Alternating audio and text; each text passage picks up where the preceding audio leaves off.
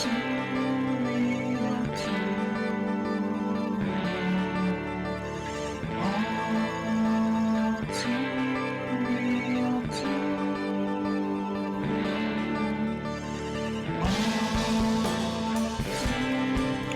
everybody, welcome to the latest episode of All Too Real 2. My name is Michael Collin II, and with me, as always, by Zoom is... It's Sesame and Carta. Sesame and Carta. Yeah. Is that your official name now? Yes. Okay. Do you get mail sent to your house under the name Sesame and Carta? I don't get any mail whatsoever. I have a deal with the post office where they don't send me mail anymore. So even if you order something from like Amazon or something and never arrives? No. No, they send it to the other Amazon facility, then I gotta go pick it up from there. Oh, okay. And when you pick it up, who do you say you are? Sesame and Carta. Oh, okay. Just checking. Does your driver's license say Sesame and Carta? I relinquished my driving license, so I don't drive anymore. Then how do you go pick up the stuff from Amazon? I usually take a skateboard or walk. Okay.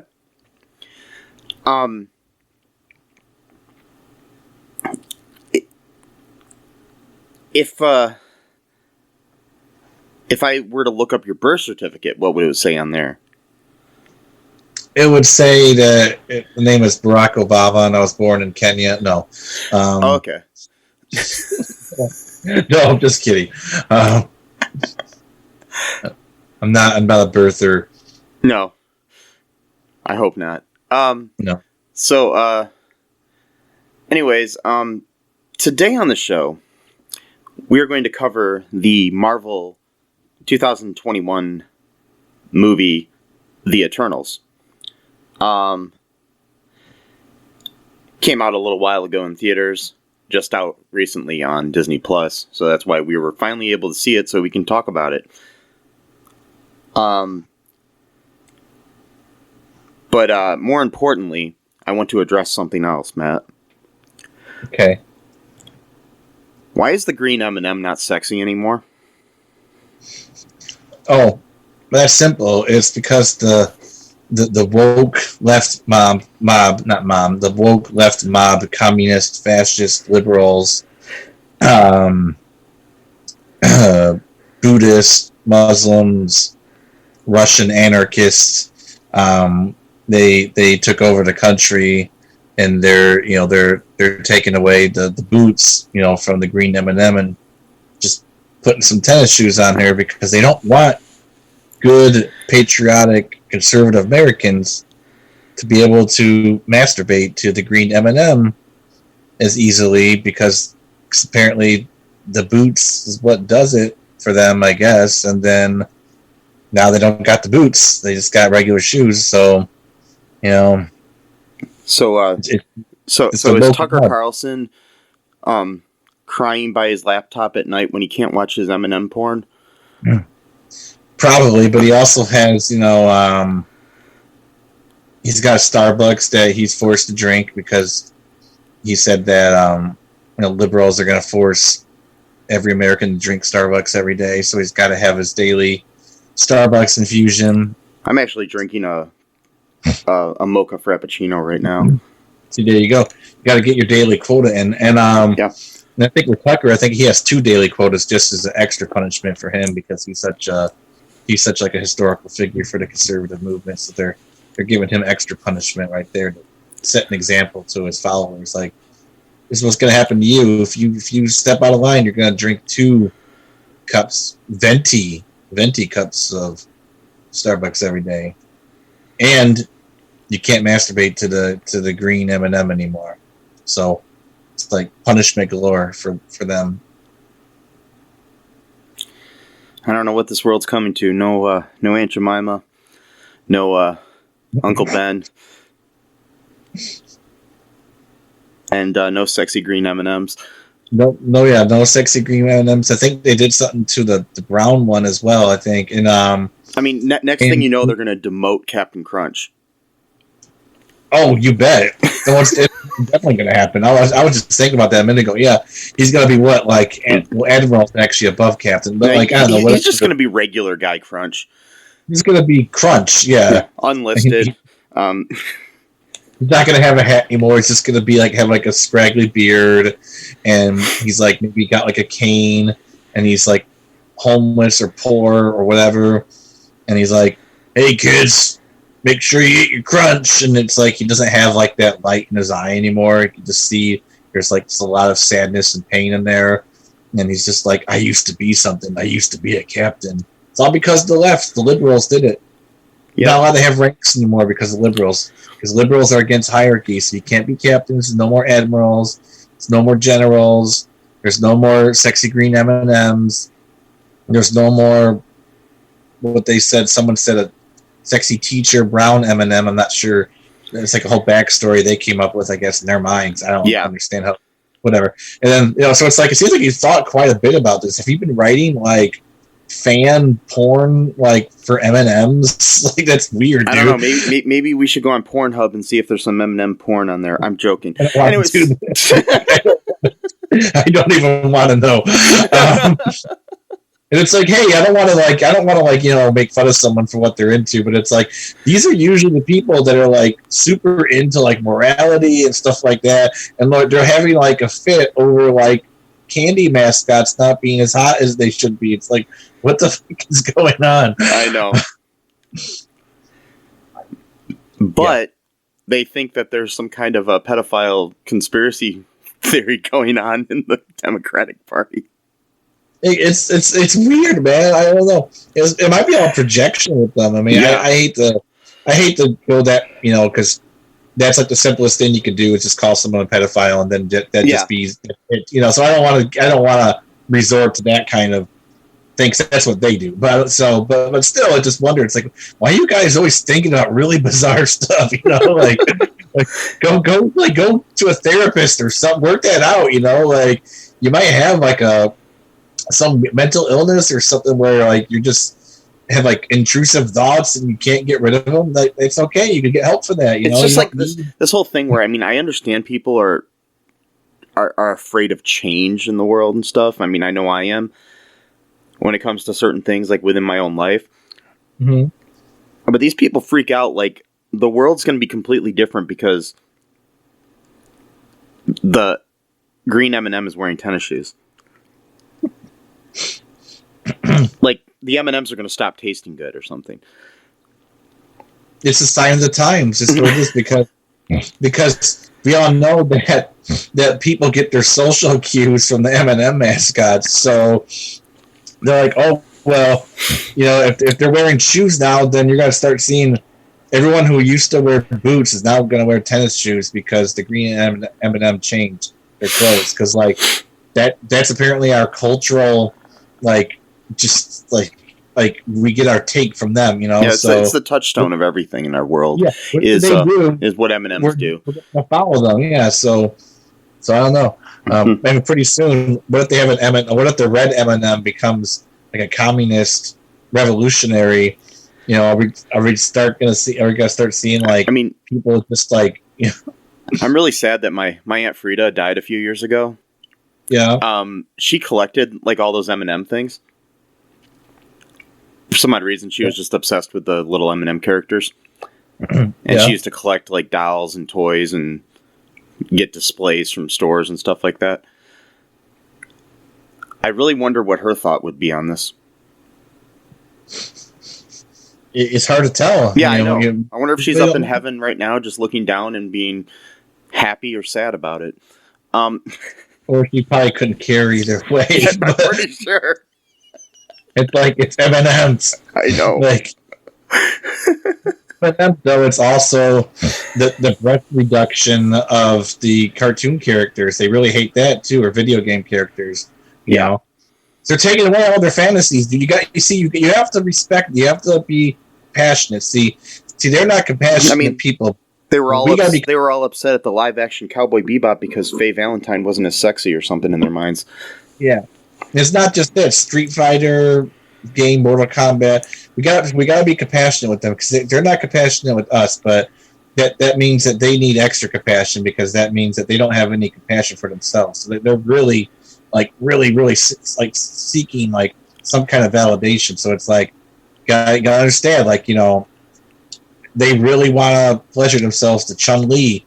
And, if the Chun Li comes out from a new movie and she's not as sexy as the video game animation is, they're going to have a fit over it. You got to respect that. Or, some Mortal Kombat character like Sonya or whoever. I don't know. I haven't played that game in like years, but like whatever. Some female character that's supposed to like have like huge tits and also somehow being able to like fight but while wearing like a really tight costume, which would hinder their legs and arms to be able to move freely during a street fight, whatever. And you got to respect them. You gotta say, hey, you're gonna work through this.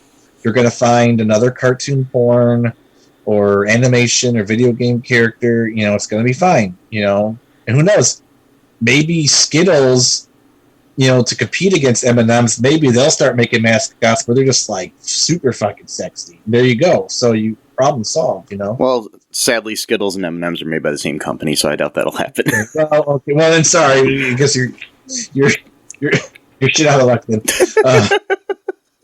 You're just gonna have to deal with it. Anyway, I think they're made by the same company. I don't know. I could be wrong, but anyways, who cares? It doesn't matter. Like 10 companies in the world now to own everything. Like, But you know who wouldn't care? Who is that? The Eternals. Yeah, they wouldn't care about those feeding. No, they've been here forever. They've seen all the changes in the world and all of our, changes from sexy to unsexy to sexy again. They even saw when Justin Timberlake brought sexy back. Yeah. Yep. They've been here for it all. They saw some other cool shit too, like the rise of, Babylon, but like nothing like, just, JT or whatever, Yeah. Not as cool as that, Yeah. but Timberlake bringing sexy back is the, highlight of, mankind and our society and history. Yes, it was, The rise and fall of Athens, the French Revolution, those are interesting, sure, but it's not, we're not talking Bieber here, we're not talking JT, like. Yeah. Timberlake brought sexy back. It was a good time, man. Good times. I do know. So, what were your thoughts on the movie The Eternals? Yeah, now that we got all the other shit out of the way, we could probably just do a thing and skip ahead 10 minutes for the actual review.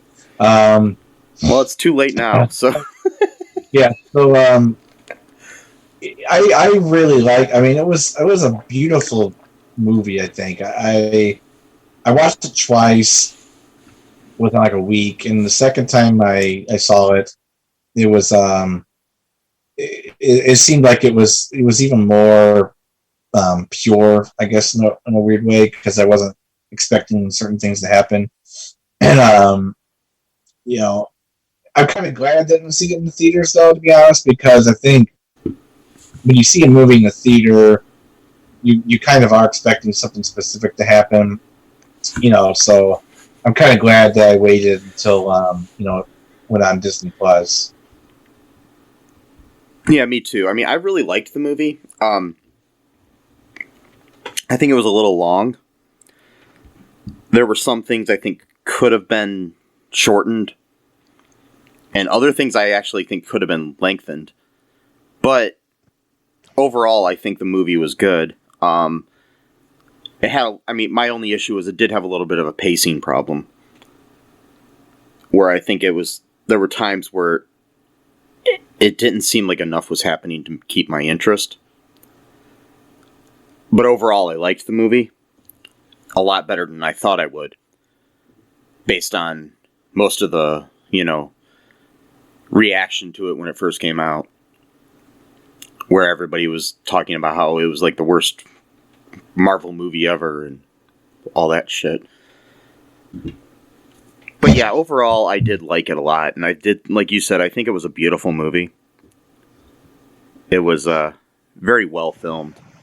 The cinematography and the effects and everything in it were really good. Cinematographer was Ben Davis, just giving him a shout out. Was also directed by Chloe Zhao, who I think did a bang up job here of directing. Yeah, so overall I liked it, There were issues, but it was good, I think it would have I think honestly, pacing wise and stuff like that, like I was saying, is you could have cut out maybe a half hour of the movie. Mm-hmm. In the editing room or something, or maybe in the writing originally or something. I don't know. There's certain scenes that I think just were superfluous, and there are certain, just certain things here and there that I don't think were necessary for the movie, Yeah. But overall, it was good.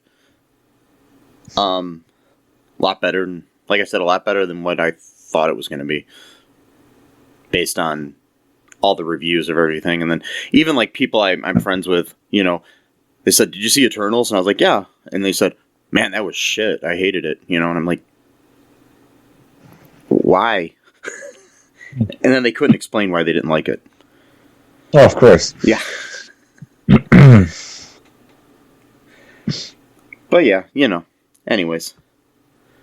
Any other thoughts on it before we get into like the breakdown of the plot here?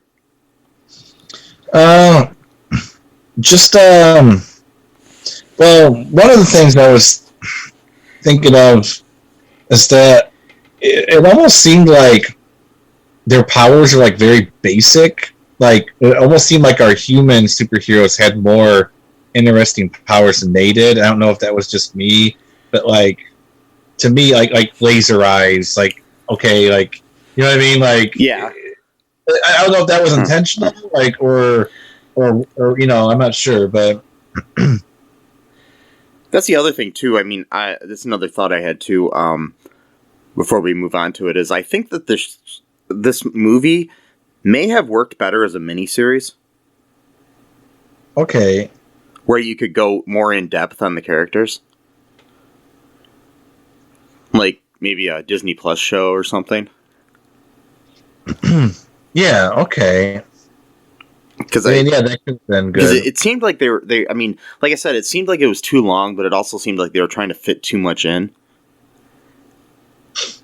Yeah, I mean, they are supposed to return, but I don't know if that means because Kevin Feige said that Eternals 2 and 3 aren't guaranteed, but at the end of the movie, it did say the Eternals will return, so I guess that might mean in a different movie, like someone else. I'm sure. I got a feeling some of them are gonna come back. Okay. Obviously, not the ones that passed away in the movie, but Yeah. Oh, so spoiler alert! No. Yeah. No. If you haven't seen the movie and you're listening to this podcast, stop now. Yeah, and go and watch it or whatever. Look in the mirror. Yeah, look in the mirror and say, Bloody Mary. No. Yeah, say that. Like, say Candyman 3 times. And then, wait. Don't do that. No. And then, and then say, I'm okay with the green M&M having tennis shoes. Yeah, say it. Yeah. Say that 3 times. And then go turn on Disney Plus if you have it and watch Eternals. Yep. Sounds good. That's what you got to do. Buy a bag of M&Ms before you start watching it, though. And yeah. Or don't. I don't give a shit. Anyway, so Wow. Lace up your tennis shoes or your boots. I don't give a fuck. Anyway, so...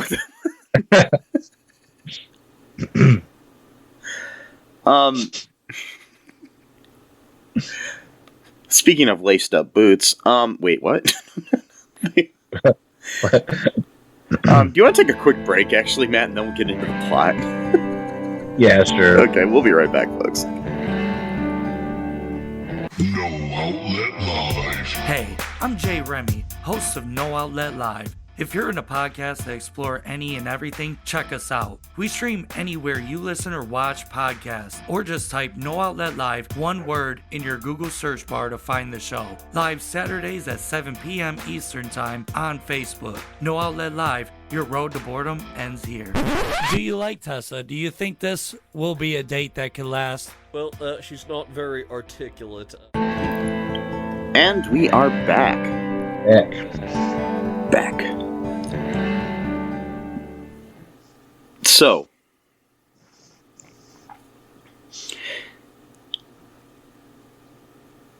in 5000 BC,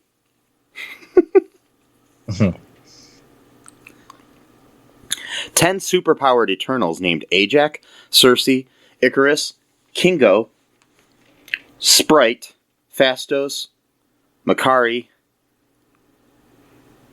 Druig, Gilgamesh, and Thena are sent by the celestial Ereshkigal to Earth on their starship, the Domo, to exterminate the invasive Deviants. And then, throughout time, they're here killing Deviants and stopping them from basically destroying humanity. The last of these deviants are apparently killed in 1521. And so, basically then, they're like, yep, job's done. And then the movie ends, and that was a great movie, right, Matt? That was the whole movie. Yep. Yeah, that was it. Nothing happened in between those things, or, And nothing happened after. No, it was a successful mission. I mean, it was, you know, like when George W. Bush had like the thing that said mission accomplished. That was Ereshkigal was wearing the same thing, you know. Yep. You know, he was wearing a bomber jacket and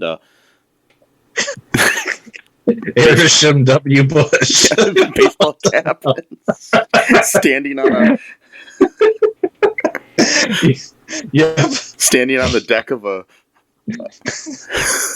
boat, just sitting there. A boat in space, a space boat, yeah. Yeah. Exactly what happened. Yep. And then, there was no like media saying like, hey, that's not true, and he's like, fuck you, I'm Ereshkigal, and kills everyone. But oh god. No, that would have been cool if that did happen, but yeah. No, a lot more happened in the movie after 1521. So the group, their opinions differ over their continued responsibilities and their relationship with the humankind. So they're here for like another 500 years. They mostly are waiting for Ereshkigal to tell them that they can leave. Yeah, they're just sitting here like freaking landlocked. Like, it's like, but aren't we all really just waiting for Ereshkigal to tell us we can leave? Yeah, this guy's kind of a prick. I mean, he goes sends people on basically a suicide mission, and then somehow they managed to do it. I mean, it took them like 5,000 years to do it, but they did. And then he's like, "All right, just chill out for 500 years. I'll call you when I'm ready for you." Okay, thanks, boss. That inspires some confidence right there. Yeah, this guy's a piece of shit. But as we'll find out later. But well, it'd be like going into your job, and you're not on the schedule, and you're like, "Well, we'll call you when we need you to come back in." Yeah. And then 500 years go by. 500 years, you're just sitting there, you started a whole new life and everything. But the reason why I think this movie is so beautiful though. Is like they show like throughout time, like them like teaching people like basically civilization, like different eras of civilization. And like one of the guys, his name's Fastos, he's like the tech guy, and he really wants to like advance things too quickly. And like Ajax, like the leader, and she's like, no, we can't do it. So it's like kind of pisses him off a little bit, you know? Yeah. Because he has all these ideas where he's like, oh, this thing would be really cool. And it's like, yeah, but it's too soon for that. He's like, oh, okay. How about this? And what that? It's like, it's a plow. You know, Yeah. like it just lets you plow dirt. Like, Well, it is like, I mean, it's the whole thing, like where, you know, like within religion, like, you know, and like the Baha'i faith, which, you know, we follow sort of, and the you know, the whole idea that God sends a messenger every so often, that when the world is ready for certain things, but, you know, you couldn't really give a, you know, steam engine to people that haven't used a plow yet. no, you could. He could have done it. No. Yeah. Yeah. But, you know. So they go through like this, like various points in history, you know, where this is happening. Like in Babylon, they you know, they're fighting the Deviants outside of Babylon, but then later on they show Cersei. She's one of the main Eternals, is like teaching them how to you know, grow plants like in like really cool gardens, like because like apparently Babylon had like actual like towering gardens, which like people are even doing that nowadays, like for to save space. They're actually making like plants on towers. So, like they actually had that like way back then in Babylon. And and like Athens, they talked about, you know, I think they had a thing in Greece and a few other places. India, they were one of the empires. That's where Cersei and Icarus got married officially, and in India. Just like they it's really cool stuff. They kind of go through like they just sort of tell the story of like what the Eternals were doing here this entire time. They've been here for like 7,000 years. Yeah, I mean, be pretty cool.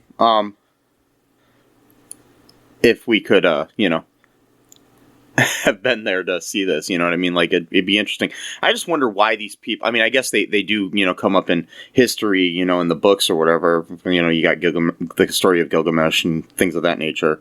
Mm-hmm. You know, but it's just interesting that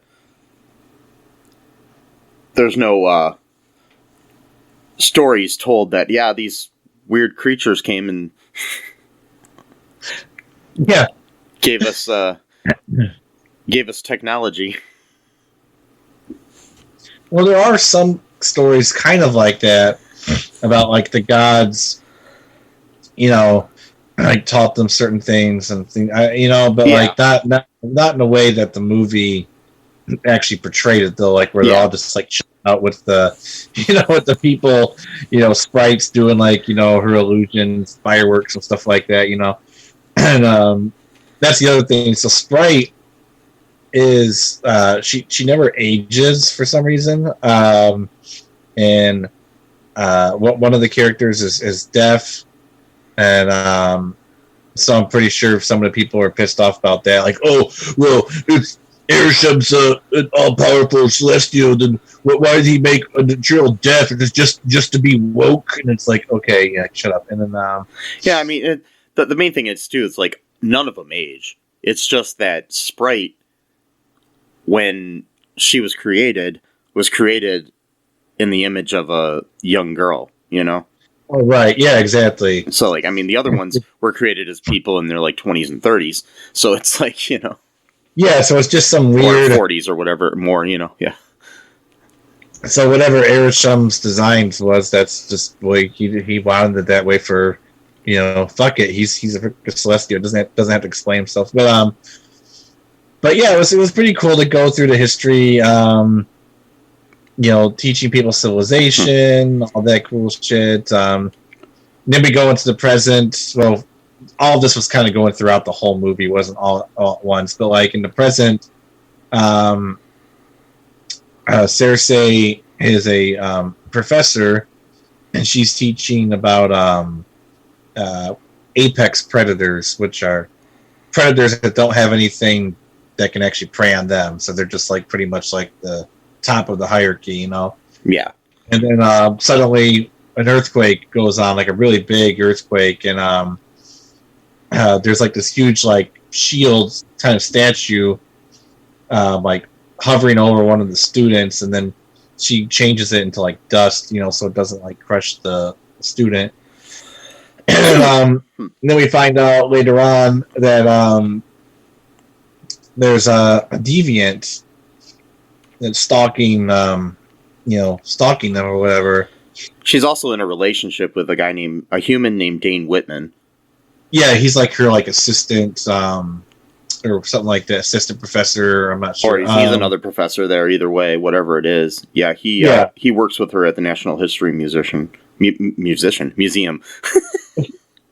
the National History Museum. The Natural History Musician. You know. Yeah. You never heard of that guy? Yeah. Yeah. He sings songs about historical events. He's got a guitar, and he just like, yeah. And then the Romans invaded, or whatever. I don't know. And they're all to the tune of American Pie for some reason. It's weird, but he's a homeless guy who calls himself National History Musician and just has like a thing, you know, for quarters or whatever. I think that's my new life goal, man. That's what I'm going to be, is the Natural History Musician. Cool. Yeah. Cool. I like it. I don't play any instruments, but that's fine. That doesn't matter. No. I can fake it. Yeah. So he works there, Dane Whitman. They are attacked by this deviant, like you said, who is named Crow. Crow. Yeah. Not CROW, but KRO. Yeah. Crow. KRO. Yeah. Just letting you know, it's not like Crow from Mystery Science Theater or anything either. It's also not Brandon Lee from the movie The Crow.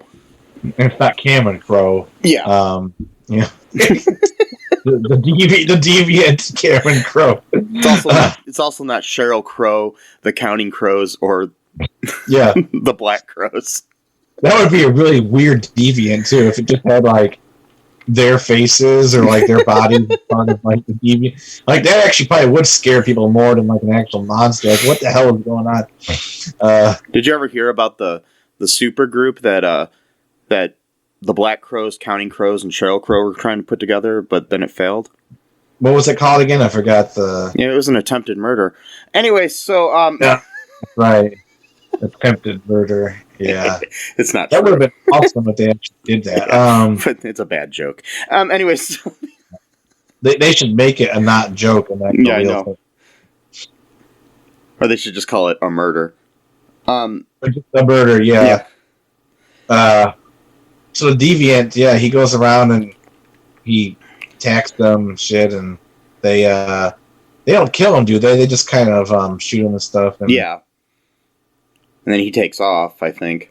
You know, they have like this whole cool battle where like Sprite creates like mirror images of her and Cersei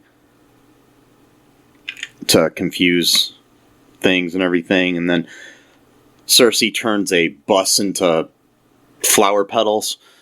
Yeah. Yeah. Some really cool effects in those scenes.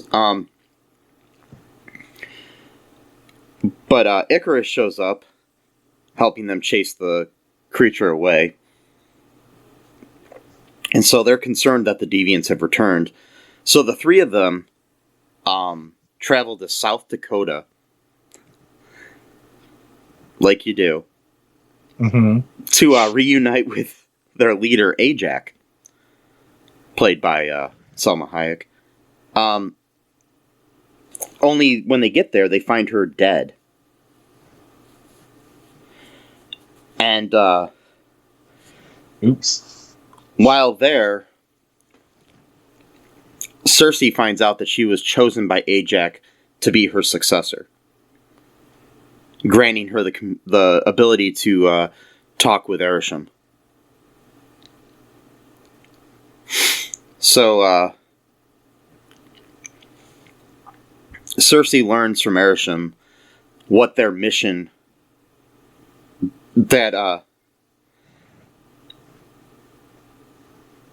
basically she finds out that their mission was not to fight the Deviants, but to prepare Earth for the emergence. Erisham explains that for millions of years, he has been planting the seeds of Celestials, which are another being, which he is also, inside planets where the energy from large populations allow the Celestials to be born. So basically, it's like a plant in the ground that instead of being watered and stuff, can grow from the fact that humans are living their lives and animals and everybody else on this planet. Basically, they create this energy that it's kind of like in the Matrix where, you know, the Matrix is powered by human energy, but in a different way. Yeah. Kind of. Yeah. Yeah. And basically, I mean, that's why, you know, it was so important for the technology to not advance so quickly, is because they wanted to make sure there was enough people to then, you know, generate that energy from the technology, you know what I mean? Yeah, because they couldn't, you know, if you had too much at once, your Celestial's not going to grow like it should. Yeah, exactly. You don't want like it's like overwatering your plant. Yeah, it's like a celestial, like a chi. It's terrible. Celestial. No, it's a dumb joke. Anyway, I'm trying to find a good wordplay. Yeah, but whatever. Well, they should have they should have celestial chia pets, and they should your celestial pet. Yeah. So this particular celestial is called Tiamat because they all have names apparently already. Yeah. And born and I guess the idea. See, I watched it twice. I think I understood it kind of, but I guess the idea was that Celestials create their own planets themselves or something like that. So, like, you kill one planet, you build 10 planets or some shit. I don't know exactly. It's like you have to destroy one to create more. And and in a way, if you're destroying the Celestial, then you're basically stopping the growth of the universe or something. Like basically to save one Earth, you're destroying like 10 Earths, and if you're killing one Earth, which still is kind of like, well, why couldn't you just? Anyway, whatever. That's a whole other thing. But like, it's like, well, if the Celestial is already going to be born anyway, why not just then like evacuate the entire planet onto another planet and then let that Celestial be born and just destroy the Earth, and then everyone gets to survive. But whatever. Like you apparently like Thanos and all these Celestials, they just like you have to kill people. It's like you just can't not live with it or something like. Speaking of Thanos, the blip. Oh yeah. The blip basically put the plan of things on, behind 5 years. Because it blipped out half of humanity, so then you didn't have all these people needed to create this energy for 5 years. You only had half the planet. That's so fucked up. So when they came back, then they started creating the energy again to raise Tiamat. I wonder. It sounds like a dog's name. This is my dog Tiamat. I know it's kind of almost like a cute name. Like it's not like it's like they should have come up with a better name. But like because it's supposed to be this giant. I mean, because like these things are like they're not as big as a planet, but they're pretty huge. Like like if one of them literally were to emerge it would destroy the planet just from like all the disruptions it would cause, just from like stepping into being. But it's not like it's still not as big as a planet is. But they are pretty like massive. And like I think they did the math and they're like the equivalent of like 600 miles tall. I mean, that's like insane. Yeah.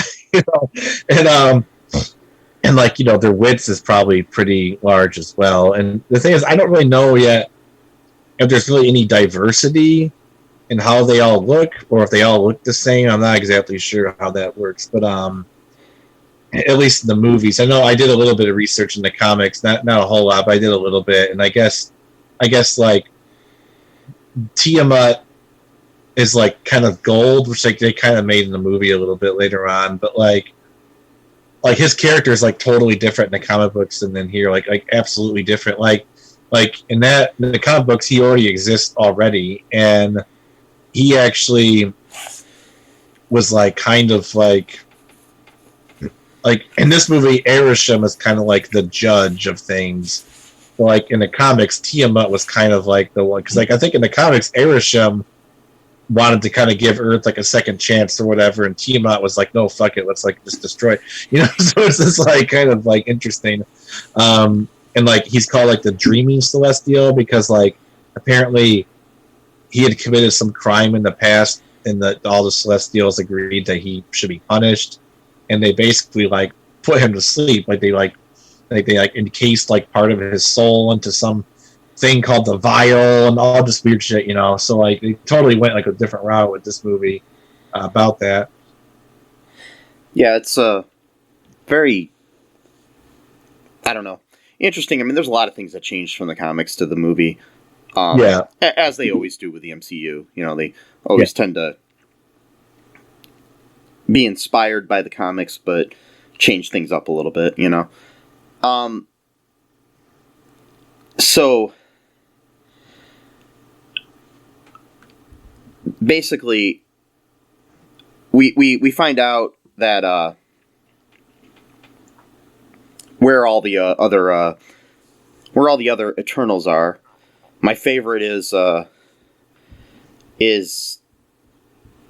what's up with Kingo.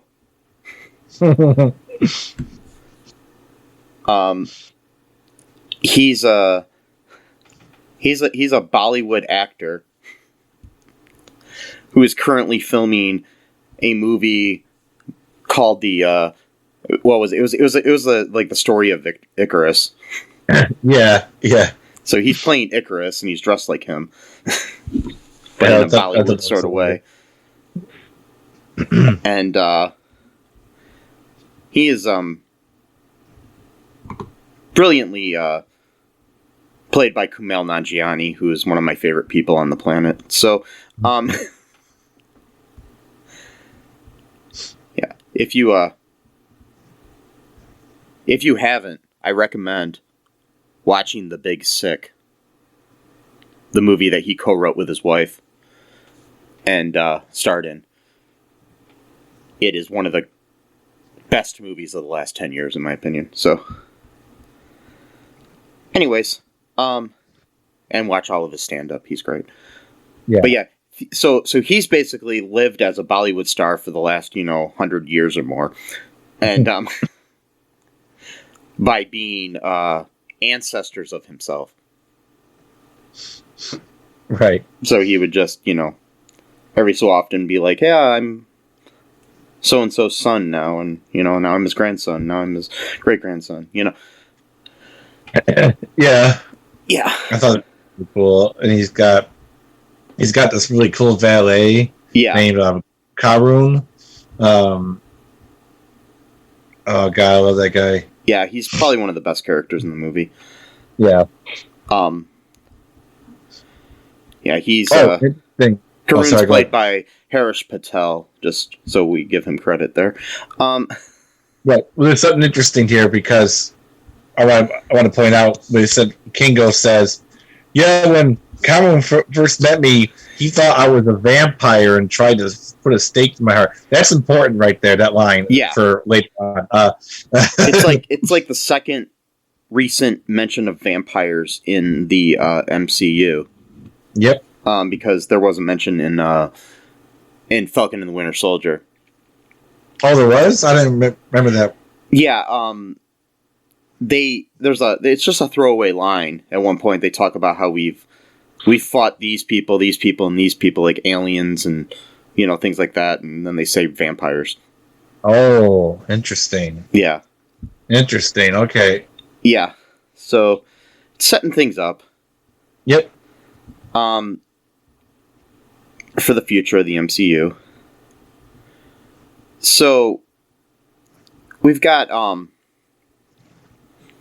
anyways, we get all of our gang together. They pick up all the rest of the Eternals, basically. Yep. Or most of them. And they're hoping to delay the emergence, so the group ends up at Druig's residence in the Amazon rainforest. They are attacked by the Deviants and kill all of them except for Crow. Again, not Sheryl Crow. No. No. Okay. No. Not Cameron Crowe. That would have been cool because then he could have talked about Almost Famous and stuff like that, and have a weird conversation about that. But and maybe explain what Vanilla Sky was all about, because I love that movie, but it's confusing as fuck. Anyway, so he's got time. He could kill a few people and then talk, talk shop. I mean, hey, if Erisham can, wear his mission accomplished shirt, why can't, why can't Deviant, talk shop a little bit? It's gonna be a different movie. We should cast Cameron Crowe and George W. Bush in this movie, and wow. Let's remake it with them in it. Yeah. and have the whole soundtrack done by Counting Crows, and so while they're there, Crow kills Gilgamesh, who we learned earlier has been taking care of Athena, played by Angelina Jolie. Gilgamesh. Yeah. Gilgamesh was played by Don Lee, who is a well-known martial artist and actor. So cool. Yeah, basically he had been taking care of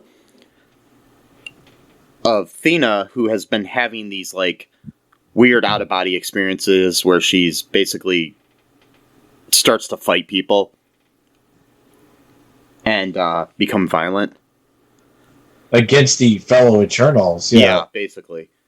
Which is weird because she only fights them, not anyone else. I never understood. I think I do understand why, actually, but yeah, they call it the Mad Weary, and it's basically she's saying everybody on Centurion 6 is going to die, stuff like that or whatever, which is confusing.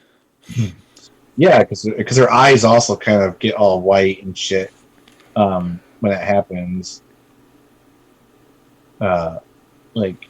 Really unnatural looking, eyes. But yeah, we have this really sad scene where Gilgamesh dies. Yeah. So they flee that area, and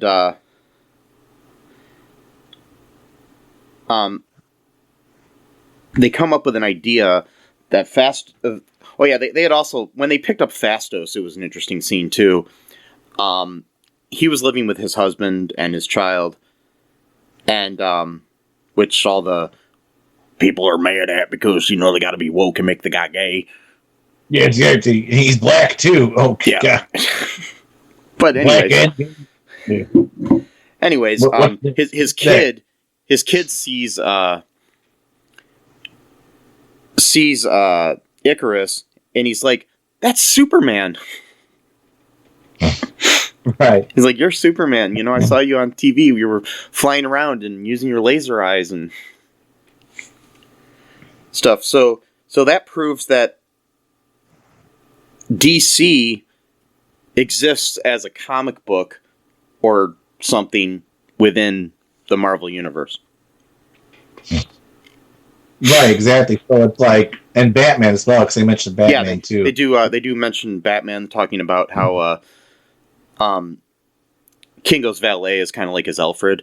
So Yeah, so it is interesting that they're sitting there, they're reading the books about these superheroes in their own universe where they actually have actual real superheroes. yeah, Just interesting. I mean, we see that too in DC shows too. They mentioned Spider-Man, and I think in Legends a couple times. So like, yeah, they've done that on there, and then there's been things like comic books existed in like the Watchmen TV series, which is sort of DC, but it's weird. So yeah, yeah, and I think there was one comic book crossover where Darkseid actually got the Infinity Stones, but they didn't work for him because it was from like a different universe. Oh, gotcha. Yeah. Yeah, there's been a lot of comic books where it's been a crossover thing. So we've got basically here for the rest of the plot here, we've got Phastos. He proposes this idea of a unimind, which is a connection between all of the Eternals that would give Druig enough power to put Tiamat to sleep with his mind control powers. However, Icarus reveals that Ajax told him of the emergence centuries before. And Ajax had suggested to him 6 days earlier that they try to stop the emergence. He led her to the Deviants, and not wanting to betray Erisham, let them kill her. So he's basically a bad guy now. Yeah.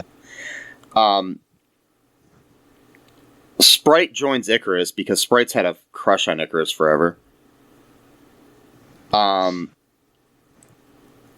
Kingo just chooses to leave. Yeah. As he does not wish to fight his teammates and stop Tiamat's birth. Makari, who is a speedster, locates the place of the emergence, an active volcano in the Indian Ocean, where Icarus and Sprite attempt to stop them. Druig then knocks out Sprite, and Phastos restrains Icarus, and then Crow arrives, and he is killed by Thena. So Druig is unable to put Tiamat to sleep, and so Cersei instead attempts to turn him into marble. You know, like you do.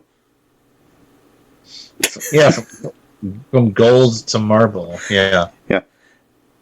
Icarus breaks free of his restraints and goes over to kill Cersei.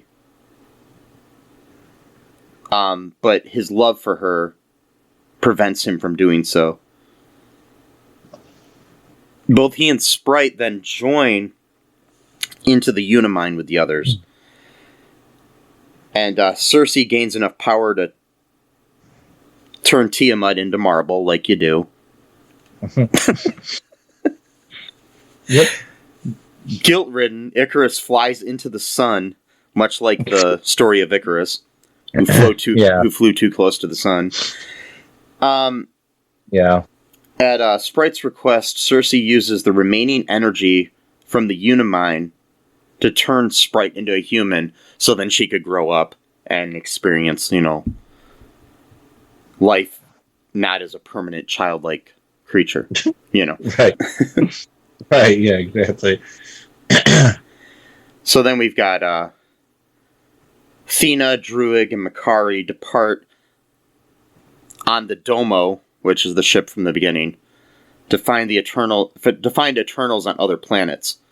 So basically, we found out that the Eternals were not born on Olympus like they thought they were. They were created for the purpose, and they're basically clones and robots. Really, realistic synthetic beings. Yeah. Which, okay, that in itself is Kind of okay. weird, but Because, I'm saying, these people definitely have sex. Yeah. Not just with each other, but with, human beings. How would that not ever be noticeable? I know. They've got to be, basically organic robots, if that makes sense. It has to be something like that. So Erisham created or made them, and he also made the Deviants too, that's a whole other thing. The Deviants were his failed experiment, I guess, or some bullshit. Which that still seems kind of weird to me. Where it's well, then you're not really the flawless designer that you portray yourself as. Well, yeah. And my thing too is if you were a flawless designer, why did you create these people with emotions and shit too? Yeah, I mean, well, that's the other thing. So maybe I'm just throwing this out there. I'm just maybe it was not quite mission accomplished. Maybe he's got to put down the jacket and kind of let it hang there for a little bit before he can put it back on. But maybe I'm just spitballing here. But maybe this was his way of just as he wanted the Eternals to teach civilization to the humans and stuff like that. Maybe his hope was that the Eternals at some point would evolve to become almost as powerful as the Celestials would be. So that's their stage of evolution. I don't know. I'm just throwing it out there. Yeah. It could be anything. I mean, it's hard to say what his end goal was. So anyways, back to the plot here. We've got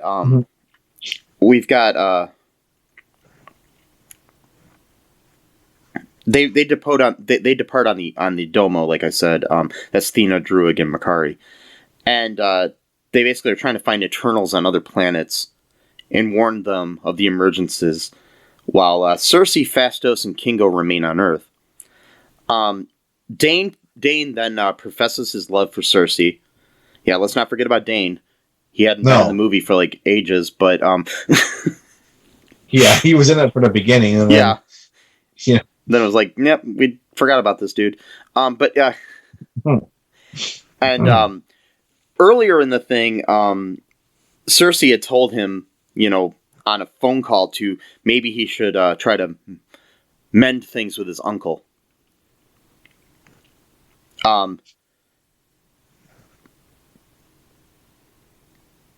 So then Dane professes his love for Cersei and is about to reveal a secret about his family history when Cersei, Phastos, and Kingo are dragged into space by Erisham. Displeased with their treason, Erisham says he will spare humanity if the Eternals' memories show that humans are worthy of living. Vowing to return for judgment, he takes the trio with him into a singularity. Whatever that means. It was like kind of portal thing, not like a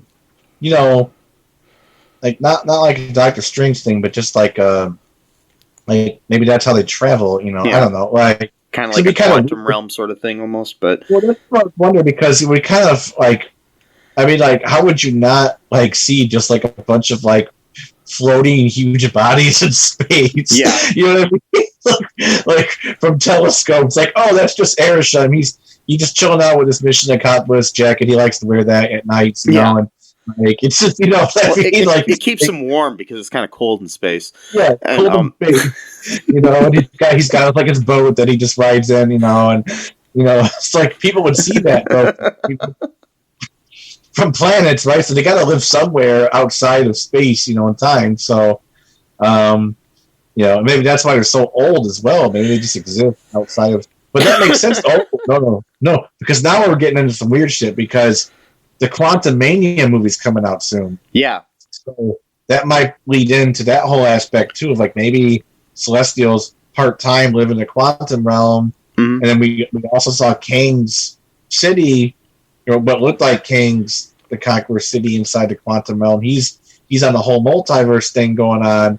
So maybe there's lots of shit just brewing, you know. Well, that's not shit brewing. Doesn't sound good, but like, because you don't want to brew shit. But do you think like after this is all figured out, Arishem is just going to retire and become a painter like George W. Bush? Yeah, I think so.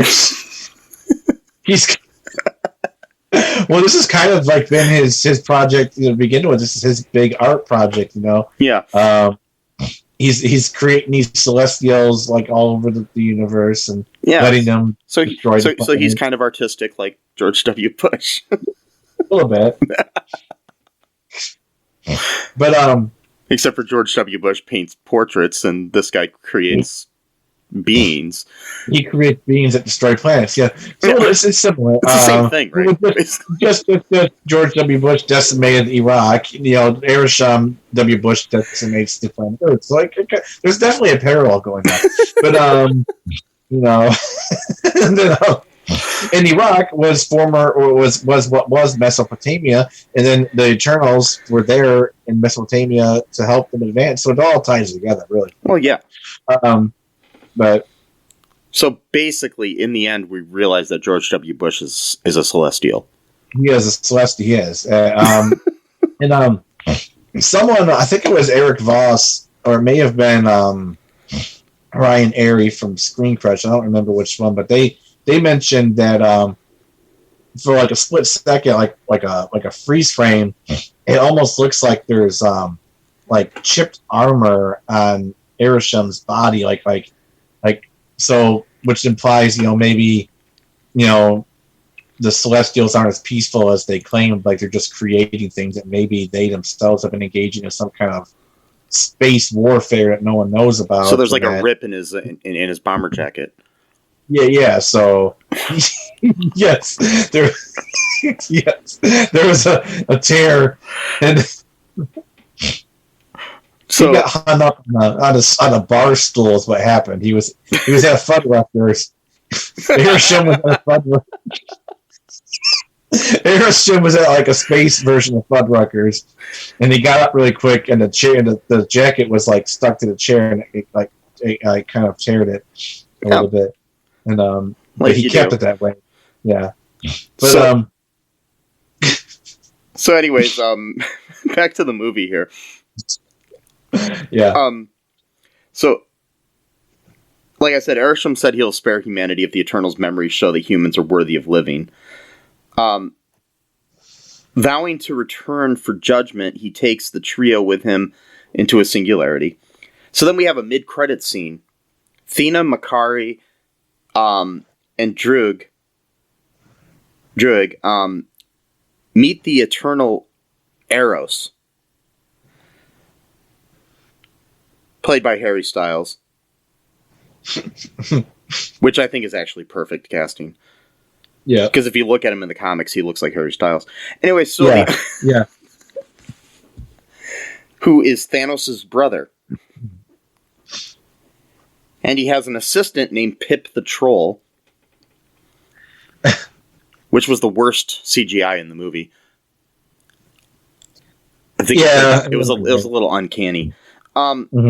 Yeah, he's voiced by Patton Oswalt. So we meet him. So then that's setting up, I think, something for the future where we're gonna have more of Eros and something in the future. Yeah. Then we have a post-credit scene as well. And Dane opens up a case containing the ebony blade. Which is and then an unseen person off screen questions whether he is ready for it or not. Mhm. And the voice we hear is Mahershala Ali, who is going to be Blade, aka the vampire hunter, who's half vampire. So yeah. Yep. So that's why, the vampire thing is kind of important.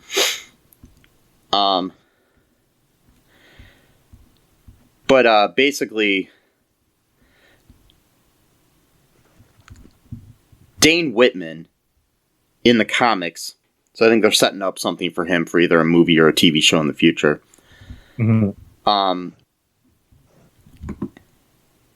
In the comics, he is a character known as the Black Knight, which is a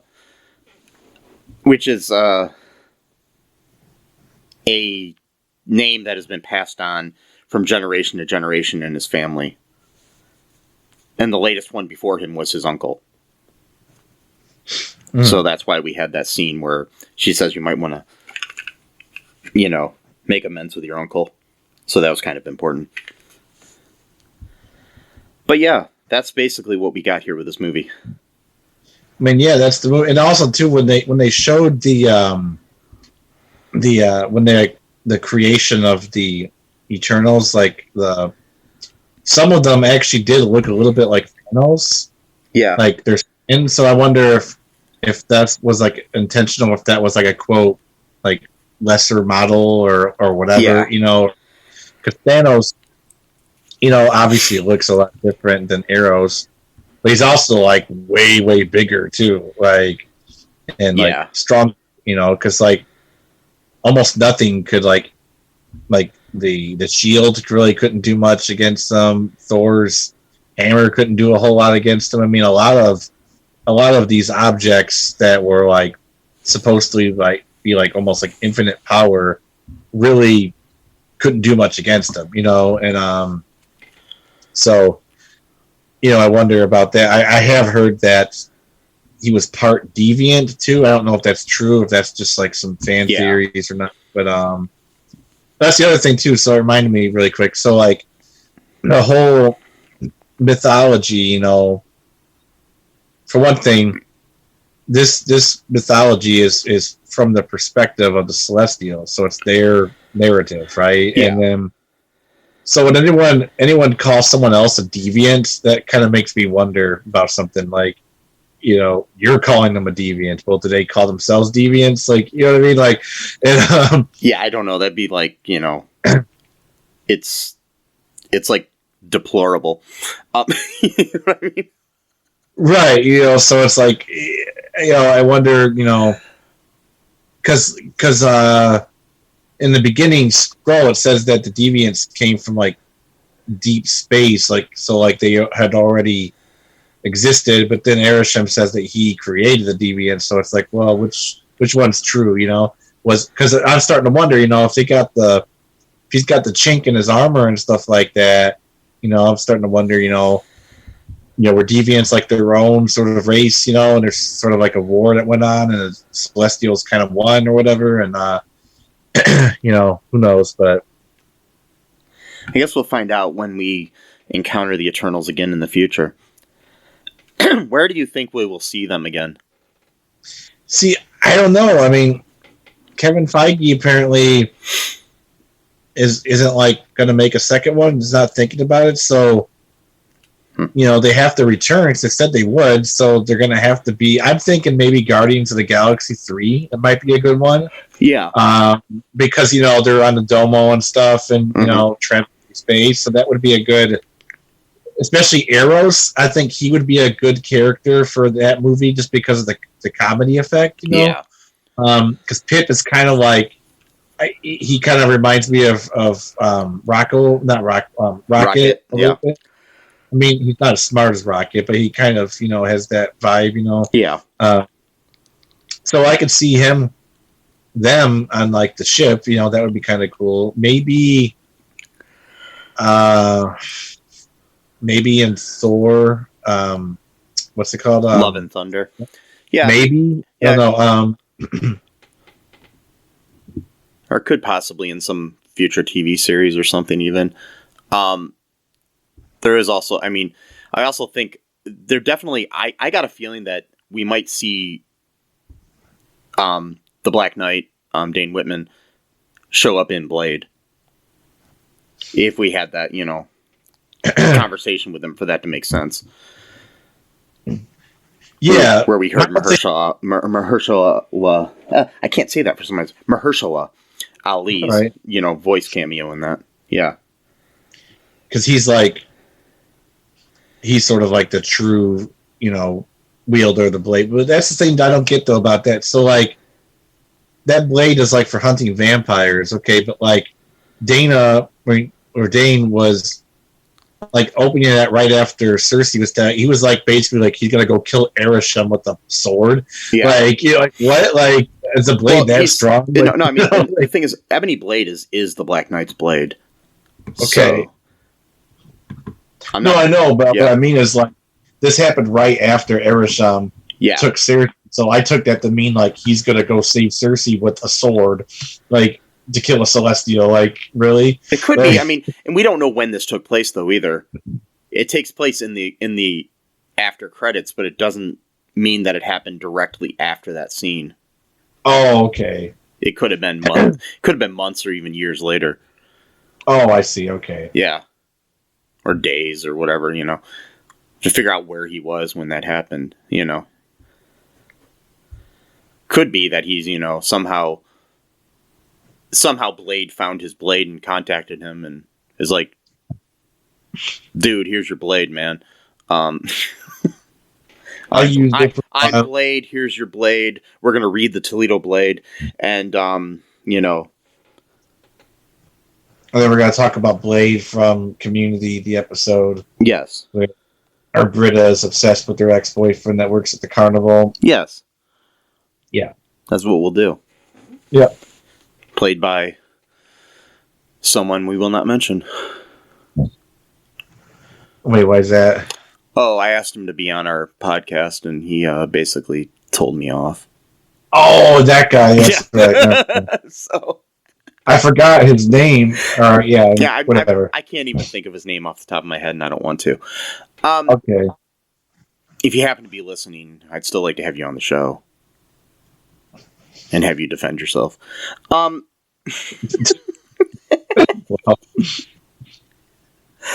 oh, Jesus. Mary and Joseph. So any other thoughts here, Matt, on things before we wrap things up? no. I think we've said it all. Yeah, sounds good to me. I really hope that we see more of the Eternals somewhere, especially Kingo. But Yeah. And Cersei, which is interesting because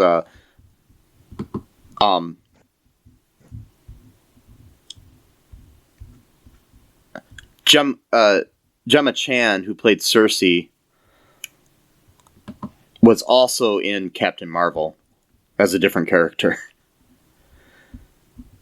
Oh, wow. Yeah, she's like the first person to be cast in two major roles in the MCU. Okay. Yeah, she was also in trying to remember the name of her character. I'm looking it up here. She was Minerva, which was a supporting role in that movie. Was one of the Kree. Yeah, so. Oh, really? Yeah, she was blue-skinned in that. Oh, wow. But yeah, she's in both the movies and looks different in both of them and is a good actress. Yeah. Yeah, so that's interesting. Anyways, before we wrap things up, folks, make sure you check out all2real2.com for all of our information about our show and links to, our different outlets. You can follow us on Instagram, on TikTok, on Facebook. You can follow me around town if you want to. It's kind of creepy, but that'd be weird. Yeah. Yep. I mean, if you're really obsessed, go ahead. I haven't had a stalker in a few years, so if you want to follow Matt around town, I mean Sesame and Carta, you can. Yeah, if you'd like. Yeah.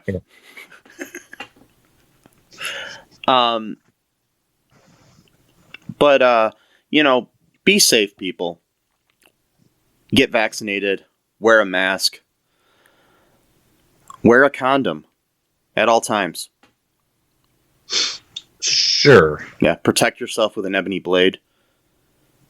And until next time, folks.